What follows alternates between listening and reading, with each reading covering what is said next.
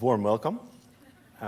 Congratulations to you for getting a ticket, because I think if there's ever a film that is best enjoyed in a room like this, then it's this film, isn't it? Samuel, we talked about earlier that we don't want to give away too much of the film, so we will approach it from a distance, if you will, a little bit. And then I asked you, what would you like to talk about? You said, yeah, how do people get to kill? You mean soldiers in a war? Let's say that the trick of the war is primitively simple. I mean, let's say that the war is a beast, because the war is a beast. So death feeds war. War needs death in order not to die itself.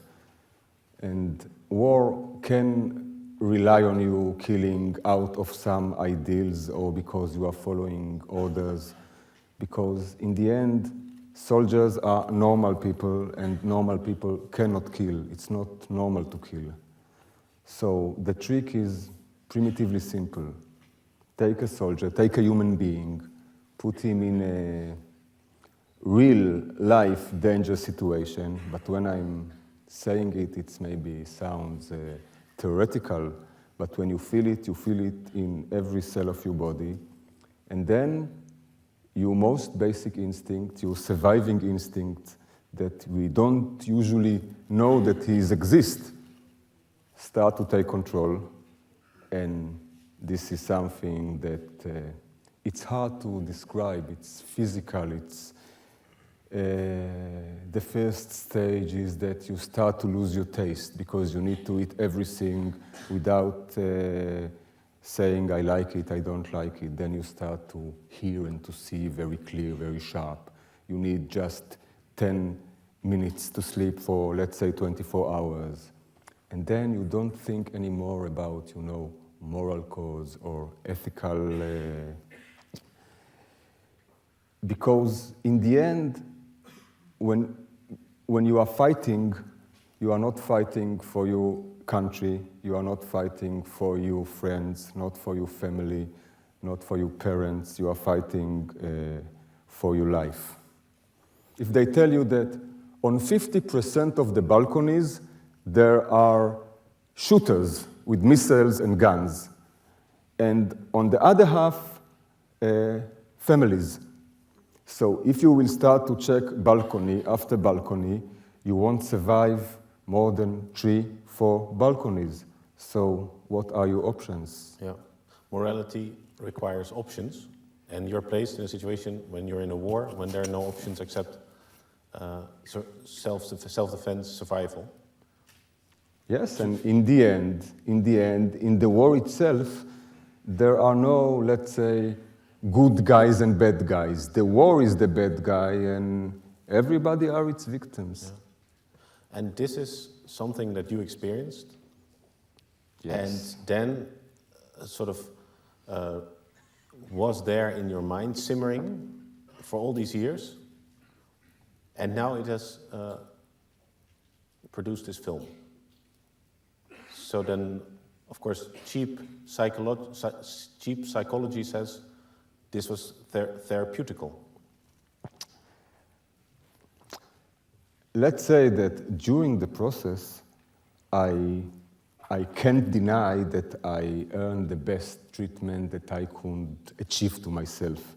But it was a byproduct. It wasn't something that I planned to do. It was something that I find myself earning on the way, because the making of the film was a need. A need. Yeah. Of course, it was a need. Of course, it was a need to to expose the war as is. I mean, naked without all the heroic stuff and the rest of the cliches. But it was even mainly a need to, I don't know if to say forgive myself is the right expression, but maybe to find some understanding, because I have a responsibility. I guess that soon you can see that my responsibility was inevitable, a part of my destiny, and it was a totally no way out situation, but I can't escape from the fact that I was that in the end I was the last one in the death link, and I was there, and I can't say I'm not responsible. I mean, there is a huge difference between understanding that you didn't have a choice to the fact that you feel responsible, that you feel guilty. Yeah. But still, this is not. I mean, the reason was not me and my problems in the end. Let's say that I tried to write the script the first time on 88, immediately after I finished to learn cinema in the university.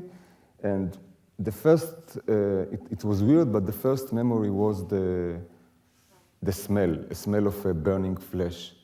And it hits me after 1 or 2 pages, and of course, I back off. But I didn't do it because I was afraid. I mean, of course I was afraid, but I did it because I felt that I want to do this film not just as someone who was there, but more as a film director that can take those memories, can take this pain and process it to a film that will work, that will do the work. And I told to myself, I mean, the smell was a kind of sign. I told to myself, if I'm still smelling, I'm not ready yet. And I guess in 2006, during the Second Lebanon War, suddenly I realized, I mean, I knew it, but maybe it came to me that the film is not, just me and my needs and my problems and my memories and my pain. The film can actually save life. That's what I felt. And maybe it's pathetic to say it, but suddenly I felt that I have, let's say, a mission. Yeah. So I start to write, and after 1 page, suddenly I stop myself, and I understand everything. I understand exactly how I need to do this film, because I told to myself, the film, I need to do an effective film. Yeah. I don't want to do a politically correct film. I don't want to do a nice film. I want to do an effective film, something that will, every anti-war film has his own naive ambition to stop the war, but it's impossible to stop the war just by making one film, but you can do a step, you can maybe change something, and I thought about all those things, how I need to do it. Now the film has just opened in Paris, we were told, and yes, very good reviews, packed audiences, so it seems to work. Now the film is playing in festivals like this one, Sweden, these sort of, if you would be really harsh on Dutch society, you would say petting zoo the Netherlands. This is a very kinderboerderij de lage landen. It's very well organized. People are rarely confronted with the sort of existential fear that this film deals with. Do you think that it is possible at all for someone who lives the kind of couched and protected life that we have in the West to feel what it's like? Yes, because this is the problem, because from what people know war, especially from, mainly from films. And of course there are a few masterpieces, but all the other films are, supplying entertainment in a way that they have heroes and sacrifice acts, and if the hero is dead, he's still very handsome, and even the blood is sexy. And I remember when I was a student, we saw Apocalypse Now, and it was the first time that I saw Apocalypse Now. And of course, I was a cinema student, so I was very impressed from the cinema itself. And then, after the film, we start to talk in the class about the film. And I remember that many students says that, even before analyzing it, that the first feeling was that they knew that they are going to see a war film, and suddenly this is not the war they expected to see. And you know, I thought to myself, this is exactly the war I expected to see, because this is war, this is real war, total chaos, craziness in the eye, madness in the air. This is such an extreme reality, you know, comparing to a day after day life. All the basic rules are suddenly not exist anymore. It's a jungle, and in the end, you find yourself like an animal that someone, you know, trying to hunt. Yeah. But I didn't answer your question. That's okay. I prefer an interesting answer to one to my question. There's a book called War is a Force That Gives Us Meaning, written by Christopher Hedges, who was a Middle East correspondent in Yugoslavia. And he says that apart from all the horror, that war is also incredibly addictive. And he had to break out of the habit. He said it's the kind of adrenaline rush that you feel when you're under fire, when all the compromises and all the petty little things that usually determine your mood are all gone. It's very simple, you survive. Of course, he shot with a camera rather than a gun. Is that all just romanticism from journalists, or was there also something of that? Sorry, but what the point itself? Good question. The point itself is that apart from the horrors, is there also an addictive element, an element where war, because it reduces life to such a bare minimum, survival, that it also becomes very attractive and addictive? Not in my war. But I guess maybe, you know, after you use your basic instincts, something, maybe in the meaning that you cannot be in hell without tasting of it, taking it into you. Maybe in that meaning, because, you know, people used to think that if you and your friend were together in the war, so you must be now best friends because you had such an experience together. But the truth is that in the end, after the war, you want to repress the war. You don't want to, you know, to meet. It's not personal, but you don't want to meet your friends from hell, because I guess when you see them, it's like a mirror. You see yourself, you see something that you don't like about yourself. There are two questions that I asked myself. First of all, why Lebanon? Why not the other wars? And, you know, I think it's because three reasons. The first is the generation. This was the first war that my generation, you know, people that born in Israel, live a normal life, took place in it.